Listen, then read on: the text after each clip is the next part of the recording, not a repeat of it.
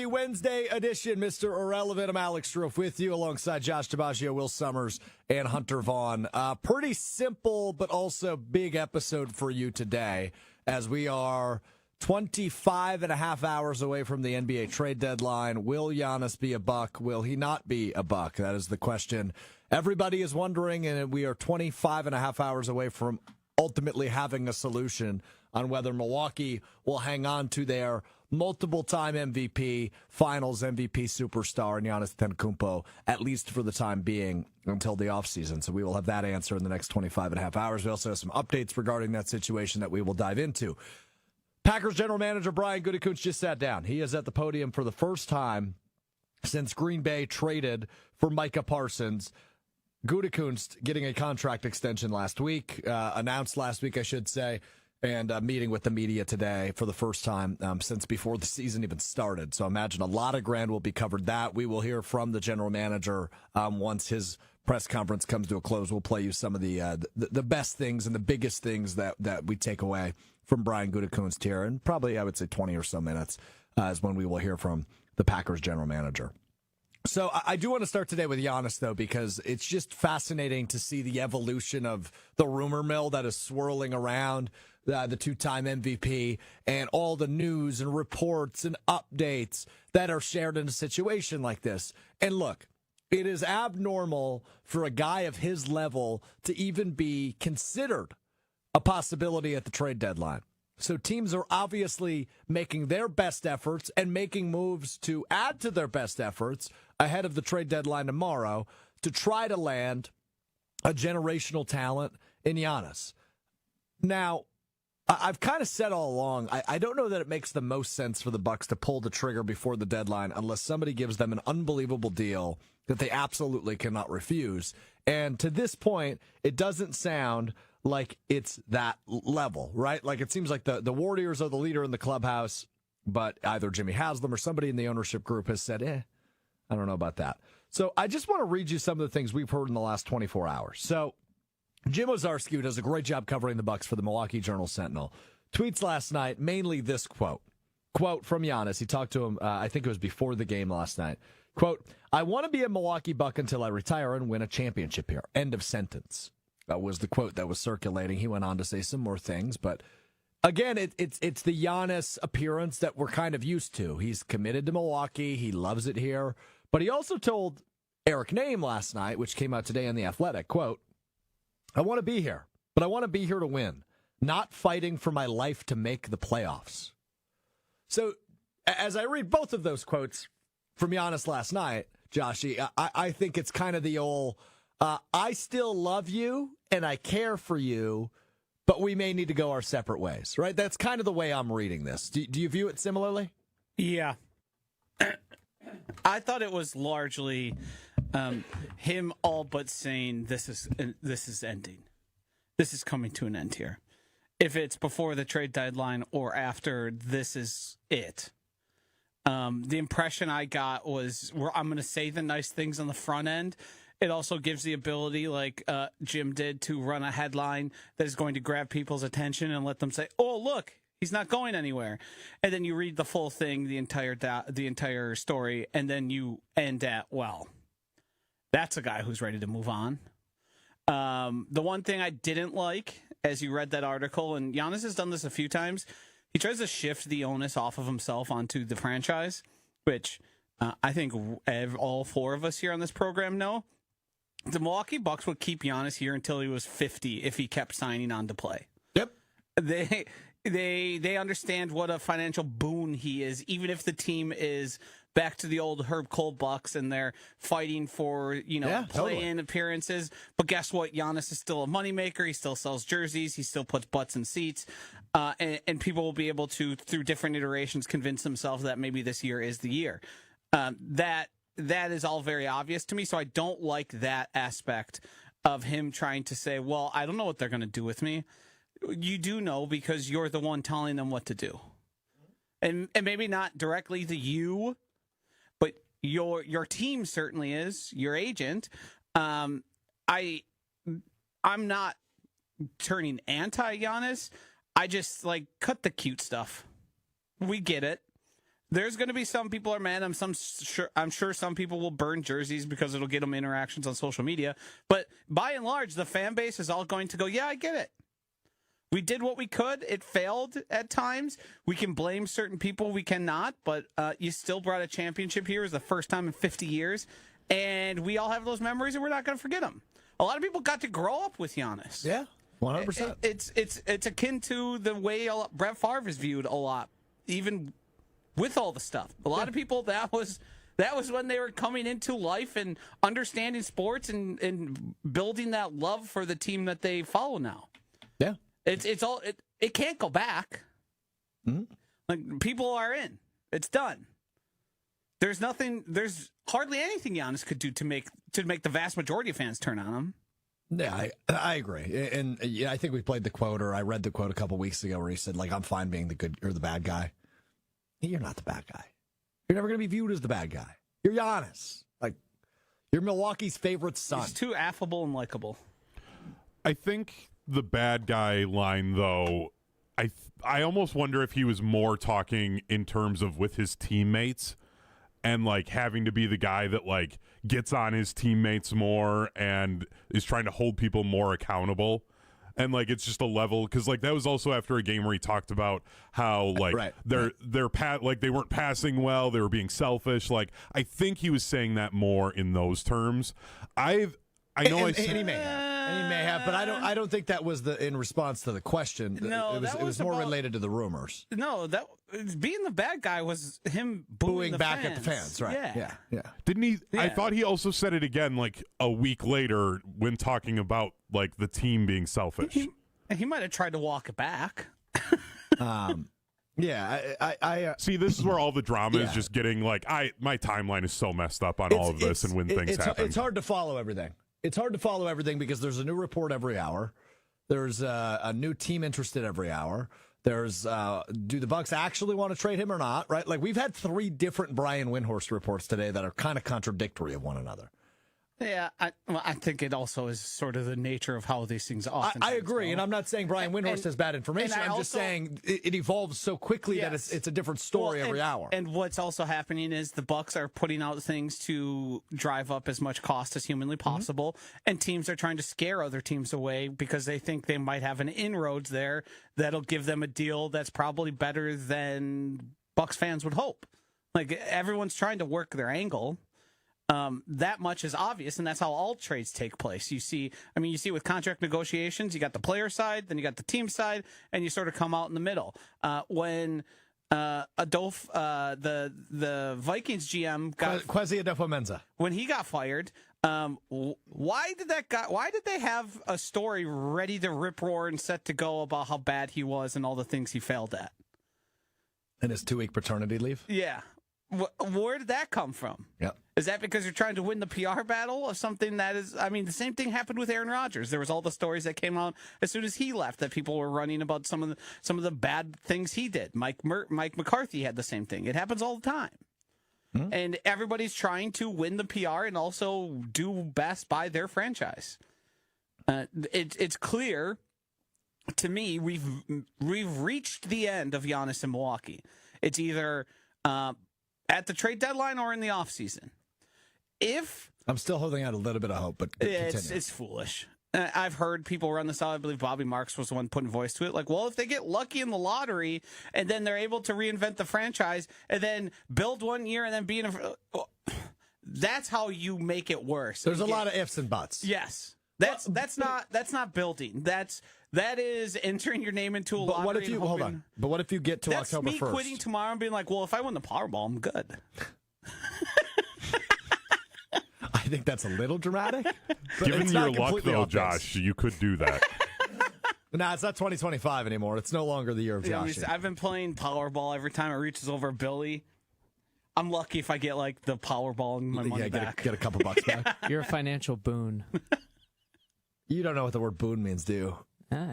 I talked directly into the producer's room back there, and I said, affable, do you know that one? He said, I'm stuck on boon. I just got boon out of the way. He's a financial boon. Keep up the good work, Josh. Look, so I think the one path, and we've talked about this before, Joshy, is buy yourself 6 more months, get through the trade deadline, buy yourself a few more months, see what you can make happen in the offseason, see what happens in the lottery, see if you can flip some pieces, add some pieces around Giannis, and hopefully you get to October 1st and he says, fine, I'll sign it. I'll sign the Supermax. And if you still have Giannis, I still think you have a potential to compete. Agreed? Here's the thing that I think we haven't factored in accurately to this point. If Giannis ends up, for whatever miraculous reason, staying here, but then continues the tone that he's had throughout his career of, are they winning championships? Are we getting better? Are we doing all we can? I think that's when people start to get annoyed. Like, hey, man, you signed the Supermax. You're here. You had your out. There was all these opportunities, and then you reinvested. That, to me, is where I think people start to go, I'm out on this whole affair at this point. Sure. Let's listen from Brian Windhorst, who was earlier today on First Take. I thought there's multiple levels to what he said on First Take with Christopher Mad Dog Russo and Stephen A. Smith, who were out in San Francisco at the Super Bowl. There's some levels to this. So let's take a listen to Brian Windhorst earlier today on ESPN. Milwaukee has listened. They've had some back and forth, but they haven't indicated that they're actually going to trade him. Now, we all know about how negotiations go. I suspect weeks ago that the Bucks knew that this was going to come down probably to deadline in the last 24 hours. So we still are about to go into that. The Warriors have put everything they can on the table. I am hearing, I would never say that I know everything that's going on. There are lots of conversations I'm not aware of, but I am not aware of the Knicks doing stuff to improve their offer, and they don't have the offer that Milwaukee is going to take. So in my view, unless you have a mystery team, this is a 3-horse race for Giannis, but the choice is really down to the Bucks, and really I think the choice is down to Bucks ownership. Because I know that Giannis is ready to move. Giannis is ready to move. These other teams are ready to move. There's ancillary pieces that our teams are ready to move. Is Bucks ownership in the next 24 hours going to say, okay, let's move on from him now? If that answer ends up being yes, you see this. And if the answer is no, obviously no. So it comes down to Bucks ownership. Jimmy Haslam, D. Haslam, Wes Edens. Comes down to Bucks ownership. What do you do if you're in their chair? I think Joshy says, let's move them.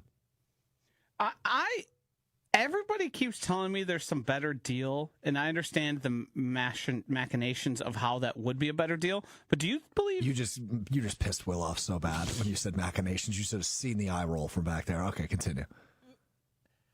How demonstratively better is it going to be than what is happening right now? Demonstratively better. I don't think there's a massive difference. Right, and that's the part I'm suspicious of. There's a piece of me that's going, right, this deal is likely going to be similar. But hold on. But you're going to be able to convince yourself it's better. So I don't even think it's necessarily a trade package. It's ultimately, do they believe they can find a way to flip the script? Do they believe they can find a way to change his mind after the season comes to a close? Do they believe they can go out and, whether that's sign free agents, make trades, add assets, whatever that looks like, do they believe they are capable of building a championship roster around Giannis that is better than whatever this iteration was? Because whatever this iteration was is an abject failure, right? It just is. It's not good enough. We talked about the 2 through 15 thing the other day. Like, there are not enough championship level pieces around a bona fide superstar in Giannis this season. They're losing without Giannis right now, but the truth is they were losing with Giannis before too. And that's an issue. So if they believe, hey, if we get through the deadline and we get through the season and we have a lottery pick for the first time in a decade, can we add some pieces that are valuable around Giannis where we can go from being one of the worst teams in the East this year to, again, a heavy hitter and a powerhouse next year? That's what Bucks ownership, I think, Joshy, more so than, will the package be, minutely better? Will it be significantly better in the offseason? I think it's more so, can they wrap their heads around a legitimate plan, right, that they can win Giannis back over? I think that's silly. I don't disagree necessarily. I'm just saying I think that's where their head has to be at, rather than is the package. I don't know. Because it's more mystery box than if you're just waiting for a better package in the offseason. The reports of them being ready to move him ready to be moving on, seems like a finality, a final nail in the coffin. And now it's just procedural. When does it happen? That's where it seems to me, and that seems like the most likely outcome. Yeah. The Bucks get a second overall pick because the team that owns theirs gets the first. So it's a miraculous outcome, impossibly thin odds. They draft the second best guy in the draft, and Giannis goes, "Ooh, I like where this is going." What? Why? What changes his mind? Yeah, that's one piece. Yeah, well, the problem is clearly more than one piece. Right, but what do you get with Miles Turner and Bobby Portis? What do you get for them, or what do you get with them? What do you get for them? Because obviously there would have to be more moves involved here. Yeah. Like, are people lining up for the services of Miles Turner? I mean, I think you're probably getting a pick, maybe. You're getting another Bobby Portis for Bobby Portis, maybe just a little bit younger. I liked that. It's a good pop. Another trade just went through. I see that. Go Chris ahead. Middleton. Dallas Mavericks are trading 10-time NBA All-Star Anthony Davis, Jaden Hardy, D'Angelo Russell, and Dante Exum to the Washington Wizards for Chris Middleton, A.J. Johnson, both former Bucks, Malachi Branham, Marvin Bagley III, 2 first-round picks, and 3 second-rounders per Shams Charania. So D'Angelo Russell and Anthony Davis wind up in the nation's capital, while Chris Middleton, again, just another piece. But A.J. Johnson, as you mentioned, a draft pick a couple of years ago to Milwaukee. Who's averaging 2.8 points per game this season. Good for him. First-round pick. Good for him. Yeah. Okay. Interesting. Chris Middleton. Man. Flip him back. That'll make Giannis happy. Right, Joshy? No. No, it will. It would be pretty funny if they traded Giannis to the Mavericks now to get Chris Middleton, A.J. Johnson, and then picks back. Like I saw people were saying, too, that they should trade Giannis to the Trailblazers and get all their picks that they gave up for Dame Lillard back. They could, in theory. Yeah, and it would still be their own draft position. Yeah. So we will see. There could also I think there's another part with the Bucks ownership maybe wanting to wait. And I've seen the idea of if they can wait into the offseason, then teams have the money available for then being able to like work out deals with him. Like it allows the more teams to be able to plan for adding what his contract would do to their roster. So like you don't have as many teams that can make those dollars work. So that at least opens up the market by a couple more teams. So that could also be a part of it. And then, too, kind of more what those draft picks actually look like if you're looking for pieces or picks from this year because the lottery will have happened then.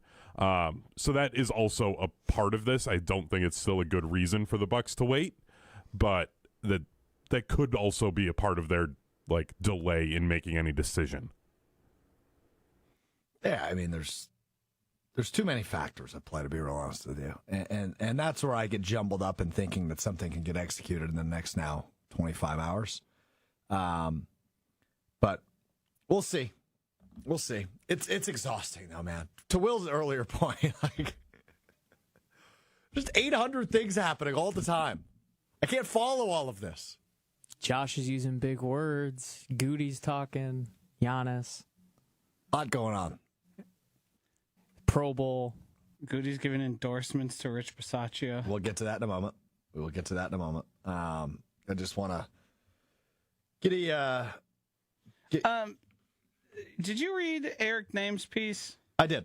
I did read the big quote earlier in the show. Quote, I want to be here, but I want to be here to win, not fighting for my life to make the playoffs, which is what Giannis said to Eric Name last night. Well, also the part of, basketball, you see basketball, you understand basketball, you've been around greatness, you've been around a championship team, you've been around a good culture. This is Giannis talking to Eric? Yes. You've been around when the popcorn was popping. You were around. You saw it. If you tell me that that's possible, we can hang up the phone and keep moving on with our day. Neither of us hung up the phone and neither of us moved on about the rest of our day. Go ahead. Your takeaway is? That Giannis clearly believes, nor does Eric, that there's a path forward to them competing for championships in the near future. And that Giannis doesn't want to be in Milwaukee anymore. not that he doesn't want to be in Milwaukee. It's like a bad romantic comedy. Like But Giannis, again, I feel like we do at least owe Giannis the small shred of credit. No. It's not that he doesn't want to be in Milwaukee. He doesn't want to be here.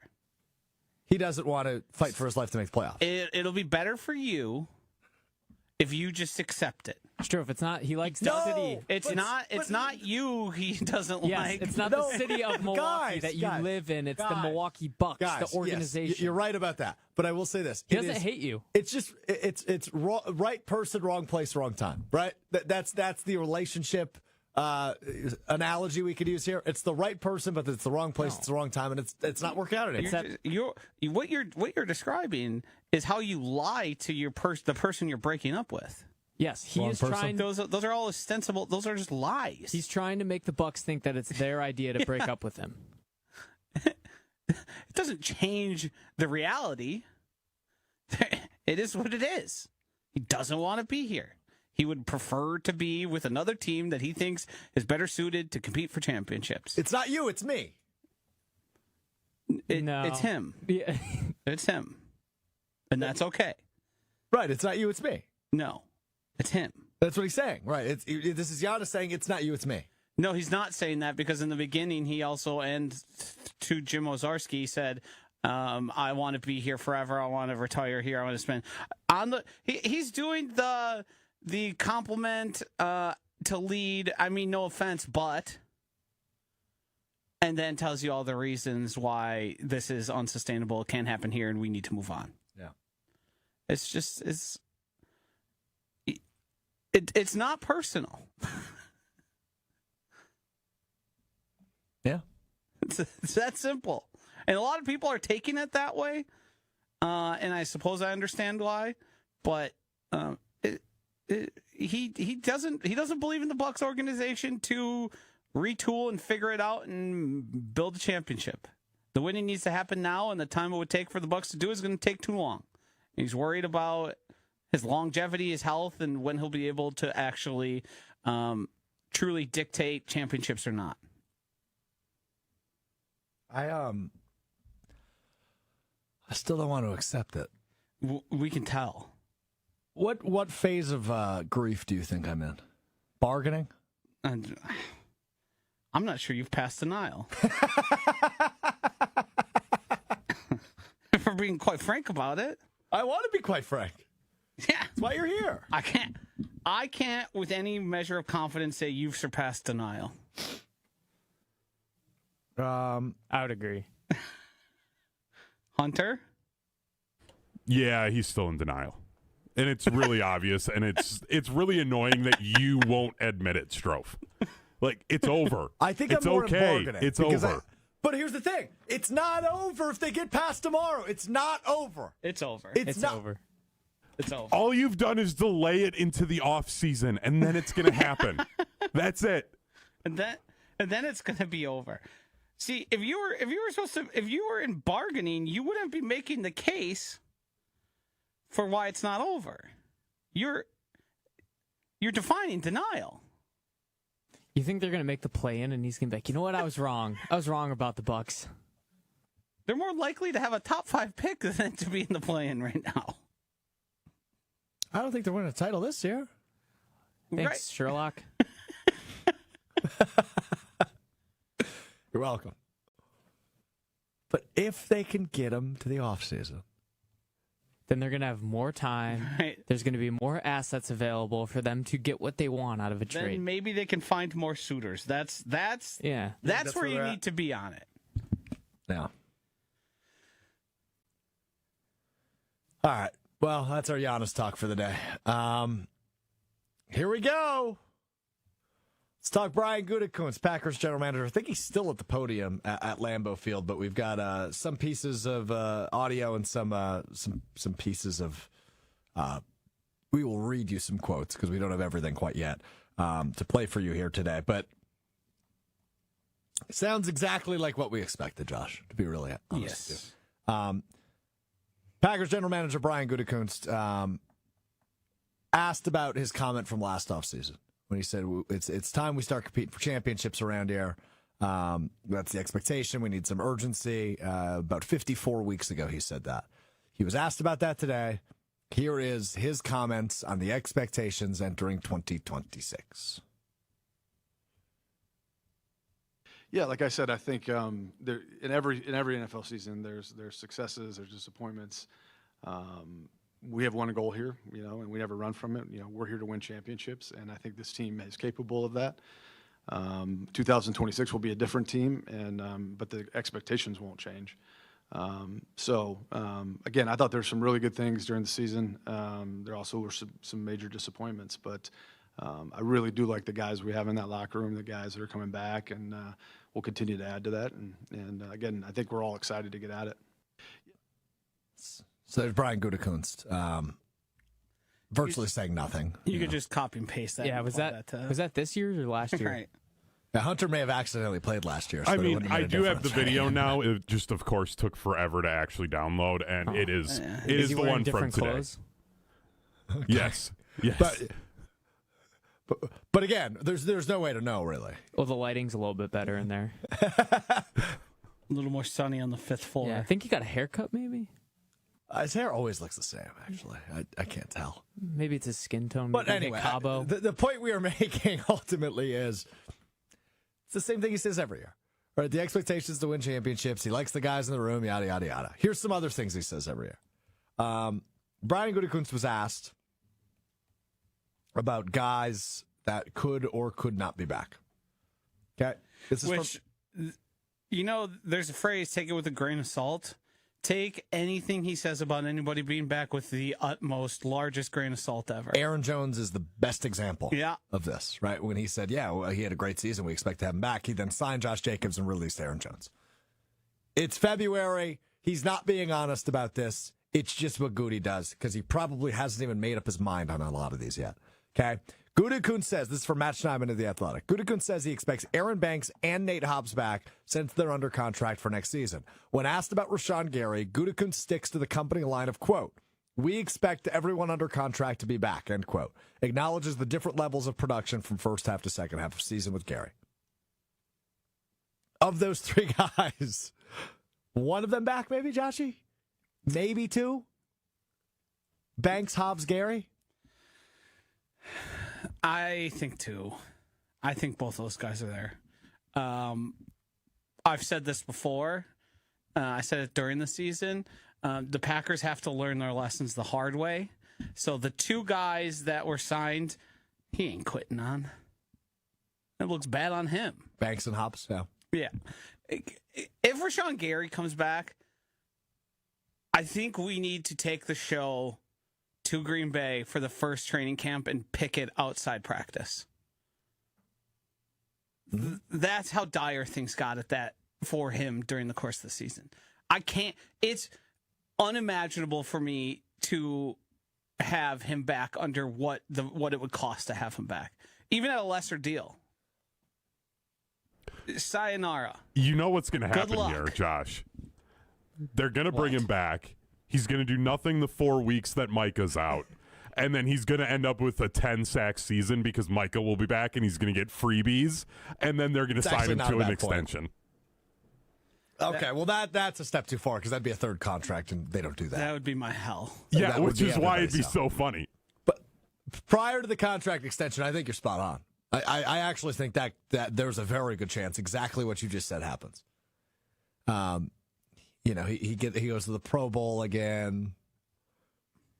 People start changing their mind on him. I don't like that. I don't like it, but I also don't hate that prediction. It'll be my life's goal then to share every time he was just jogging as a quarterback ran away from him. Right. In a playoff game, mind you, that also happened. All right, let's get angry for a moment. 2 quotes about special teams. You ready? Jeez. This one first from Jason Hirschhorn.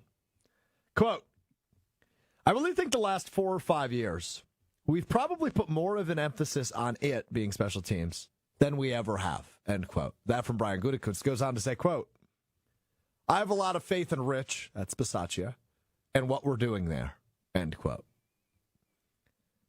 Are we watching the same thing, man? No, that's him lying to us. I really think over the last 4 or 5 years, we've probably put more of an emphasis on it than we ever have. What the hell's that mean? It means nothing. You're the worst in the league the last 4 or 5 years. The worst. Number 32. Yeah. You're the worst team in the league in special teams the last 5 years. Yeah, it means we know you see it, we see it too, but we're not going to change it because we believe in our process. That's what that means. You said it before. The Packers always have to learn their lesson the hard way. Mm-hmm. You just said it a few minutes ago. This is the exact definition of that. Oh, yeah. What's the definition of insanity? It's not what everyone says it is. Huh? That phrase annoys me because it's not real. It's just because the definition of insanity is actually not doing the same thing over and over again and expecting different results? Yeah. No, it is not the literal definition of insanity. That bothers you? Yes. You're a weird individual. I think people use it too much. Sorry, won't happen again. Well, especially now when you actually Google the definition of insanity, I can see why Josh would feel that way. I'm kind of on Josh's side here. I'm not the word person, so I'll let Will look it up, and he can use that as another one. But we could keep that one out. We got enough words today. Dr. Denver Dan, when I said, hey, we're ready to talk about special teams, he said, sure, let's ruin my day. Yeah. Or was that about the comment above it? Because there was a string of comments there about Jonathan Gannon here that were great. Rashawn Gary. I mean, it's all irritating, right? Because the thing is, Goody, number one, isn't going to be completely honest about roster decisions that still have to be made. He never has been. He never will be. That's okay. And again, it could be a portion of that could be he honestly doesn't know what he's going to do with Rashawn Gary, Nate Hobbs, and Aaron Bankstead. He might not. He might have no clue what he's going to do this offseason because it depends on free agent availability. It depends what he does in the draft, et cetera, et cetera, et cetera. So he may not have made decisions on those guys yet. Now, expecting him to say, hey, yeah, I think we'll probably move on from Rashawn Gary, it's just not going to happen. He's not going to say that. Now, when it comes to the Rich Bisaccia and special teams thing, great. I'm glad you put an emphasis on it. The bad news is, Brian, it didn't work. Yeah. It's been a failure. And I guess I obviously the journalists in that room are not going to talk to Brian Gutekunst the way we are talking about his comments. But I hope to God, and I'm not watching it, and I haven't listened to any of it. I've just been trying to follow it on Twitter as we're on the air here because he went on the podium the same time we signed on. I hope somebody said the emphasis is great, Brian, in a much less direct way, in a less combative way. Mm-hmm. The emphasis is great, but you rank dead last in the NFL for EPA in special teams over the course of the last 7 seasons, which is the entire tenure of Matt LaFleur. Mm-hmm. Special teams has been the worst in the league. The worst. Number 32. So if you're putting such an emphasis on it, why isn't it working? Yeah, I think the honest answer is they aren't putting that much of an emphasis on it other than the Rich Bisaccia portion. They don't hold roster spots for guys hardly or rarely do for guys who are actually difference makers. We haven't had they fell ass backwards into Keyshawn Nixon, who when he was originally with Rich Bisaccia and the Raiders, he never even returned kicks. And then they discovered that, and that ended up being an advantage. Since that point, it's just been throw guys back there and hope for the best, and it hasn't worked. Do I think they're going to then go out of their way to make sure guys can do that? No, I don't. I don't think they're going to change anything. I think this is their way of telling us, suck it up. This is how things go. And maybe we'll get lucky and has something miraculous will happen, but the evidence tells us that it is what it is. It isn't going to change, and complaining about it only gets us so far. Want to keep getting angry? Oh, no. Just saw another new one. Cornerback room?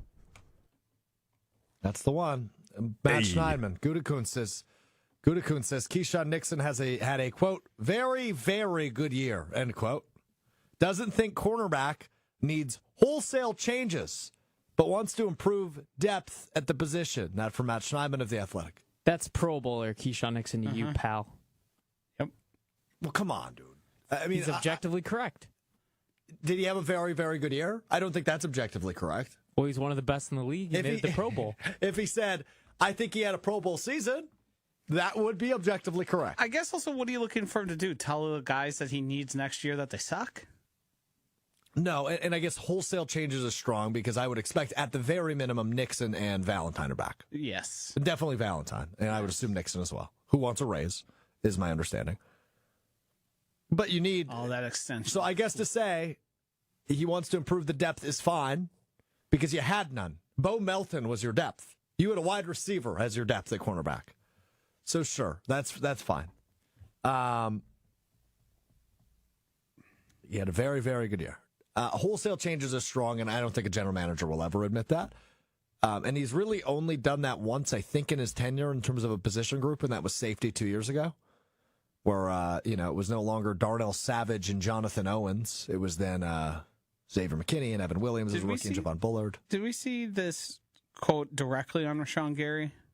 If it's not the one about, no, I didn't see it. I thought he started out really, really strong. Obviously, he had a lot of production early. I think he ended up with 60-some pressures and 7.5 sacks.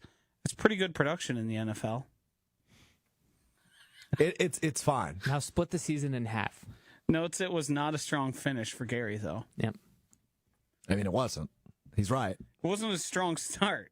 It was. He led the league in sacks for 3 weeks. He got cleanup sacks. He was on pace to break the record. He was at one point. You're right. Through like 4 games. It's a great point by you, Will. He had one of the single best pass rushers in the league doing all the work. Right, but he was in good shape. And then after those 3 games, Micah Parsons still played for much of the season. It was pretty late, actually, during the course of the season when he went out. And then he became an absolute zero while Micah Parsons was still on the field. And then he lost the snaps to J.J. Enigbare. Not a big snap count guy. Rich Bisaccia's impact on the Packers. Quote, I've got a lot of faith in Rich and his staff and what they do around here. Not only the X's and O's, but what they bring culturally to the staff. Vibes guy.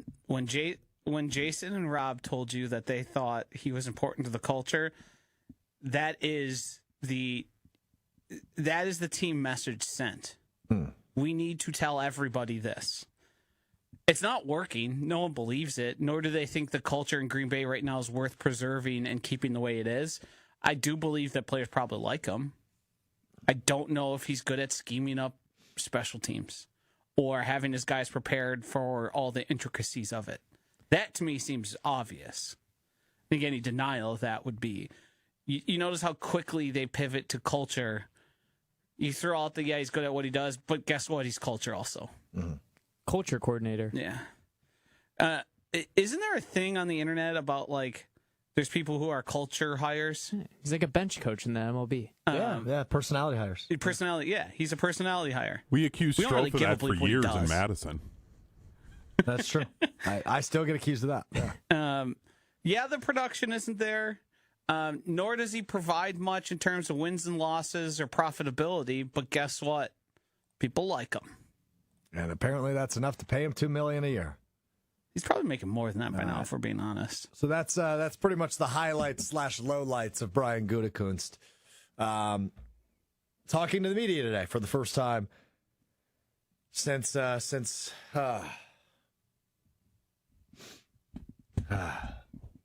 Micah Parsons trade. I actually thought today was going to make me feel better about where the Packers were headed.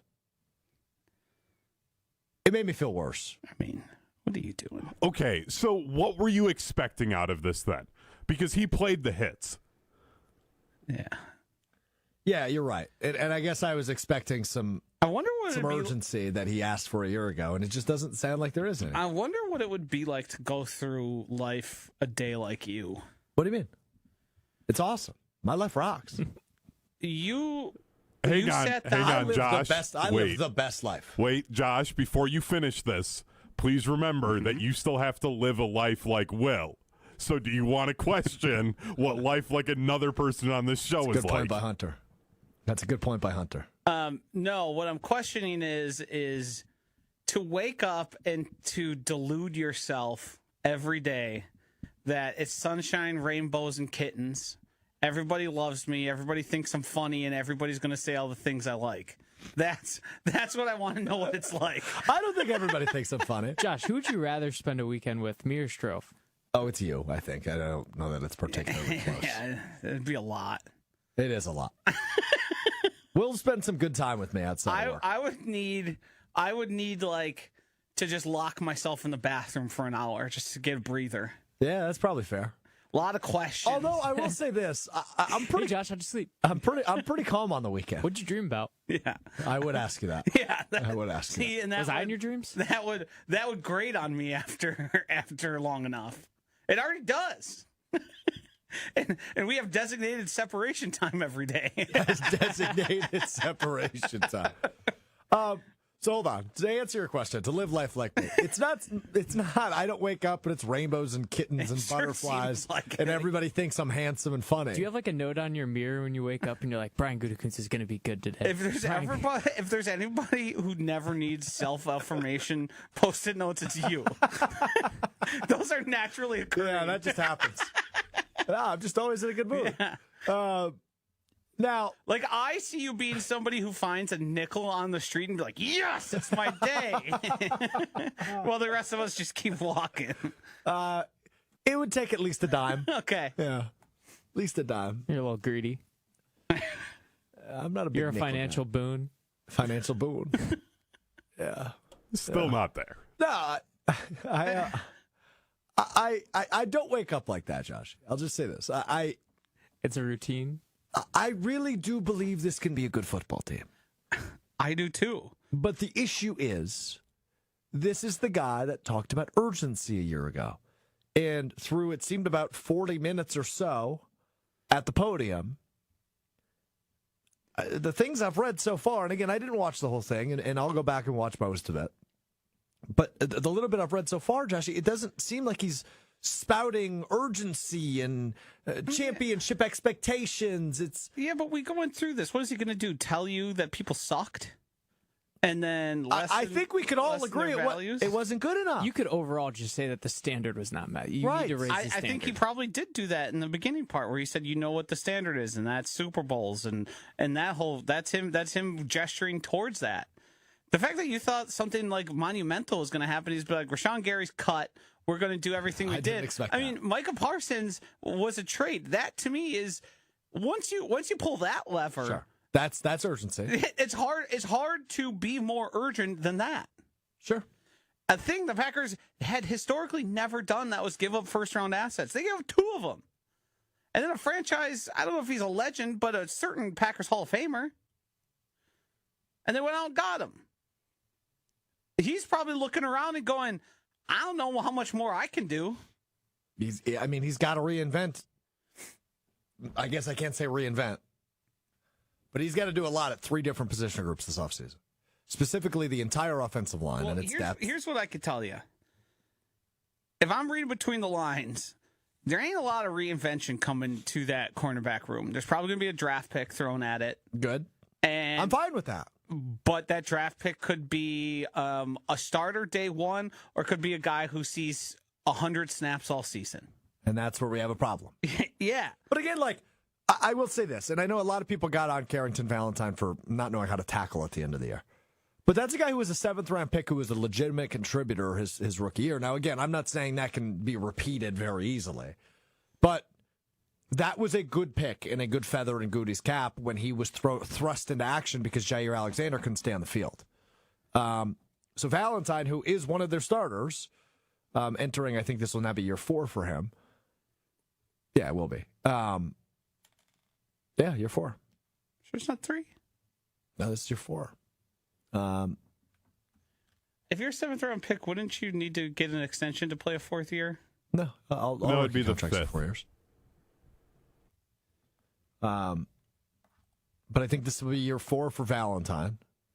And, like, he's carved out a really good role for himself. He's an It'll NFL be starter. year 3. He was drafted in 23? Or 24, rather? He was drafted in 2023. Yeah, so 23, 24, 25. This will be year 4. Oh, maybe they just haven't updated. I looked at his stats. He played 17 games in 2023? Yeah, because Jair was hurt. And, like, some of those games were special teams reps. I don't remember that. I mean, he had 33 tackles, 9 pass defenses. He played a lot because He was out there a lot. Jair couldn't stay on the field. And that was a big problem. So hopefully he can get it right in the draft again, even without a first-round pick. So, all right, that's our Goody reaction. I'm sure we'll have plenty more where that came from on Friday. But all negative for me today. All negative. I don't get the special teams thing is really my bugaboo today. I have a lot of faith in Rich. We've put more emphasis on it in the last 4 or 5 years. Like, you guys stink at that. You stink. The emphasis doesn't matter. Irritating. It's Wednesday. We'll react to the news we've missed. Oh, boy. Speaking of news, Nathaniel Hackett will not be the Dolphins' quarterbacks coach because he will join Mike LaFleur's staff as the offensive coordinator in Arizona. Did you guys see Mike LaFleur talking to players? I did. I'm concerned we got the second best LaFleur. Oh, no. Shots. Oh, no. Explosives. You can At least Matt has better hair. That haircut's wrong. Bad haircut. That And haircut's wrong. he might not be a good head coach, and he's just a good talker. But that. Are you talking at his press conference when he said the guys in the back of the room? Yes. This part? Yes. Yeah, it was inspiring. Yeah. I bet those guys were ready to run through a brick wall. Do you remember Matt LaFleur's press conference where it looked like there was a ghost in the room with him? I do. But he's a good head coach. I'm not too worried about it. 7 years ago, Josh. Good head coach. We'll see. He's definitely a head coach. Yeah, he's won. He's definitely a good one. One of 32. Definitely a good one. Where are you His putting finest him days among may the be behind 32, him. Josh? 15, 16, 18. Wow. No, you're not. He's so full of You it. didn't ask about play calling. Play calling's top 10. Top 8, maybe. Doesn't that play into the head coach part? Yeah, and that's how poor lowly I think of all the other stuff he does. Game management, all that stuff. Knowing when to use a timeout. knowing when you should be going for it or not. Making 2-possession games a 2-possession game. Holding your players accountable. Coaches accountable. Things of that nature. A lot of room for improvement. Where does he rank in the NFC North? Dan Campbell, Kevin O'Connell, Ben Johnson. Probably in that order. I didn't say his name. So he'd be the next name. I put him 3. In front of And who? the only reason I don't have Ben Johnson ahead of him is because he only has 1 year. So you'd go Campbell 1, O'Connell 2, LaFleur 3, Johnson 4. If the Bears have the same exact season that they did this last year and they lose in the divisional round, are you putting Ben Johnson ahead of Matt LaFleur? Yep. Okay. Until I see those other teams be walking blunders like Matt LaFleur's been the past 2 seasons, then maybe we'll have a conversation. Wow. KOC still went over 500 with J.J. McCarthy. Sure did. People 9. forget. And Max Brosmer and Carson Wentz. 9. I mean, that team was hopeless. Those 3 guys putting all their talent together wouldn't have made the playoffs. That team went out there, and they could have just had a punter, and they would have been as successful. Just put the punter back there. Let him throw it around and see what happens. All right, it's Wednesday. We've got to react to some other news. Hunter's got a list of topics. Will, Joshy, and I will respond to the topics with one word, sometimes less, sometimes more. It's time now for One Word Wednesday. Hunter, go ahead. We're going to start with the NBA. I came across this article on ESPN.com talking about the most points scored by a rookie. Did you know that the 5th most points in a single game by an NBA rookie was Bucks legend Brandon Jennings, putting up 55 points on Golden State? That adds up. I did know that. Yeah, that adds up. I did know he did that. I guess I didn't realize it was the 5th most ever, but fascinating. 3 shy of the all-time record. My word is 6. Bucks and 6. You're clever. I don't know if I have a word for this. Cool. Bucks. Some college basketball games. Good Saturday of college hoops. We've got number 4 Duke at number 14 North Carolina on Saturday at 5:30. You can watch that game on ESPN. Booze. I'm going Super Bowl because I don't pay attention until after the NFL season's over. Super Bowl's 2 words. Yep. Breaking Marquette. the rules, too. It's National Marquette Day on Saturday. My word is Marquette. I don't want Word to the right wise. now. Avoid downtown if Word you're to the wise. unless you're partaking. What if I live here? Get out. Or get all your groceries on Friday so you don't have to leave your apartment. Fair Also on idea. Saturday, big game in the Big Ten. Number 5, Illinois at number 10, Michigan State. 7 p.m. tip-off. Izzo. That's all I got. The only person I know on either of those teams. Illini. This is going well. Okay. I'm going to read you guys a couple of tweets that I came across. This one was from yesterday.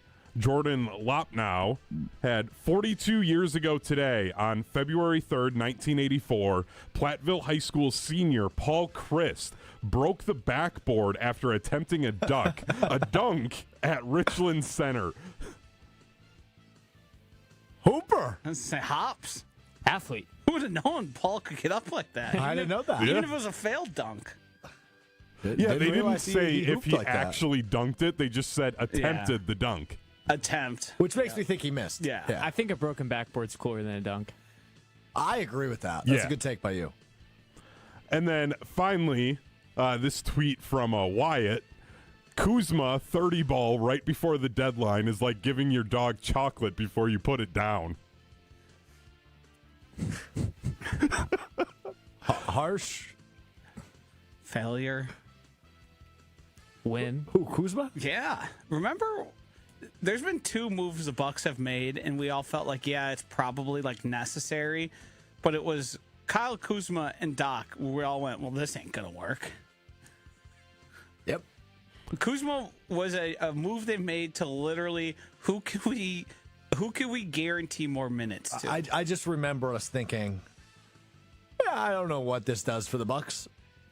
I bet if we did hard enough work, we could go back and we could find you putting a positive spin on it. Oh, for sure. Younger, more reliable, more durable than Chris Middleton. Yeah. I guarantee that's what I said. Yep. I guarantee it. Yeah. Which are all I can still just give you like I can those are give all you the mental facts. script right now. Yeah. Right, and that's my positive spin typically. Is okay. Why would they trade Chris Middleton? He's got a high end, but he can't stay on the court. They need to be faster. They need to be younger. They need to be more durable. And Kuzma did check those boxes. That was definitely the thing I liked about the trade. But also, I probably said something to the effect of, he's an NBA champion. He's a winner. Knows how to win. He's closer to a bad NBA player than he is a good one. The thing is, He was the Kuzma leading is scorer on the great. worst team in the league. He is great for once a month dropping a 30 bomb out of nowhere on a random weeknight like he just did. And it's the funniest thing in the world because you never know when it's going to happen. You just know every about 30 days he's just going to go off for a night. Well, nice win last night by the Bucks. They led throughout. Who's at a big game? You just found that out, didn't you? I watched the first half and then I stopped watching. They were up big though. They were up big. They were up like 20 points at halftime. 25. Thank you. You watched? Well, you watched? No. I just read about it this morning. I'm more of a reader nowadays. Oh, jeez. I don't really succumb to the visual brain rot things that you guys do that hurt your The eyes. visual brain rot thing. I'm sure. More of an intellectual guy. That's what they say. What I've always heard people say about Yeah. you. Yeah. And ideas guy, like Josh. Is Joshy an ideas guy? We get mixed up all the time because they're like, I thought you were the ideas guy. It's something I say often, and then Will repeated it to Mussolini, and she said, "What is this? You both say it?" So apparently, didn't know it, but Keep up the good work, Josh. it's basically when there's a plan and I don't agree with it, and I try and offer other ones, and I get told no. I said, "Well, I'm just an ideas guy, just throwing it out there." And Or why do we do it this way when this way seems like it would be better? I get a no. I said, "Not just an idea." Will, do you think you and Josh are similar individuals? In ways. In more ways than you'd think, probably. Mm-hmm. Do you see yourself in Josh? I wouldn't go that far. Let me rephrase the question. Josh, do you see a young you in Will? There are certain aspects, yes, certainly. How does that make you feel? Me? Yeah. Great. Pretty good. Makes you feel pretty good? No, I'd imagine if he's like looking at somebody who's trying to build a career, he'd be like, yeah, it's not bad. Not a bad guy to follow in his footsteps. I'm not saying there's no one better, but it certainly Going down the right path. I have a roof over my head, food to eat. These are on the up and up. Not to derail from this, but Levi in the ESPN Milwaukee chat asking who won the ridiculous Pro Bowl games last night. The Pro Bowl was last night? I genuinely did not know.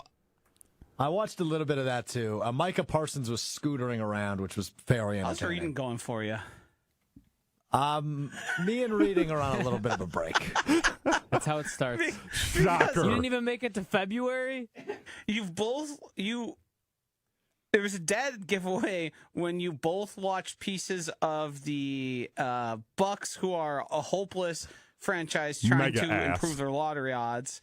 And then you watched the Pro Bowl, which is a flag football game that Shedeur Sanders was throwing passes in. That's key takeaway of you're screen rotting. Yeah, I am. Yeah, that's fair. So all of you that added me on Goodreads, which I got a lot of friend requests on Goodreads when I shouted it out that one time. I got one in there that I don't know who it is, and I just left them there pending. So if that's you, I'm sorry. I haven't picked the book back up since then. Have you finished that book, or are you still... No, I'm still on it. I haven't picked it up in weeks. It's probably been like 4 weeks. It's almost like you should have started reading something that has much more of a narrative and could be something that is compelling for you instead of like you're trying to learn. Make you want to go back and read it. Yeah. No, it is compelling. I really enjoy the book. That you haven't touched in weeks. Then you clearly didn't actually enjoy it. You're just trying to high road us. I've never been compelled by something that I then ignored for weeks. That's not true. TV shows? Nope. No, if there's more episodes and I was actually compelled by it, I want to watch it. Them.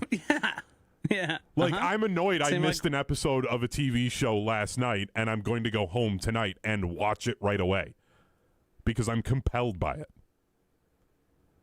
Right, but that's not to say life doesn't get in the way of other things. Your life hasn't gotten in the way. I've taken 30 minutes to read. Like, stop it. You watched the Bucks in the Pro Bowl you last night. You haven't been busy. You just told us how busy you weren't. You watched two meaningless, one literally meaningless, and the other mostly meaningless. Yeah, no argument. Wild that you chose to just try and lie to Josh and I there. I'm not lying. You literally did, though. You said you're too busy after just telling us what you did the previous night. I'm a busy guy. Will, what do you got for us, words-wise? Okay, let's start with affable. Friendly, good-natured, easy to talk to. I would be a far more affable person to spend a weekend with than Strouf. Hey. Way to go. It's not really how it's supposed to be. It's not right, is it? But it does work. That's all I'm going for. It does work. Then we have machinations, a plot or a scheme. I'm upset that this show does not live up to the machinations of their punishments. That doesn't work. I'm still upset.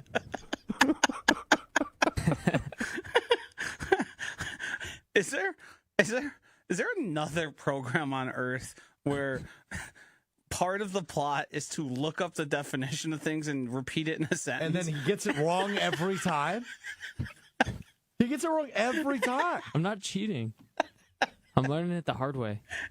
You're looking up the definition. The problem is you're not learning it, though. I didn't look those up. They oftentimes... I didn't look those up, They he says. oftentimes give you examples.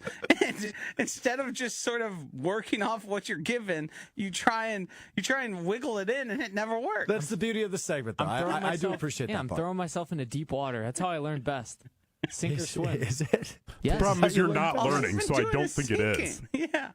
Hunter, you want me to cheat? You want me to cheat and be right all the time? You got lead I'm boots sure that'd be on. fun. No, I don't want you to cheat. I don't condone cheating. I condone you actually learning the information. And clearly, the way that you're going about it isn't working. I've known these words for 20 minutes. What do you mean I'm not learning? He's doing You want me great. to take the limitless pill? If I could have a superpower, limitless, Bill. The best part of it, too, is I use it in proper context. Yes. But he gets so hung up on the word, he forgets what happened before and after the word, so he can't then apply it in a similar fashion. Because I got to try to spell them, because sometimes I lose them. All right, we're done here. We're out of here.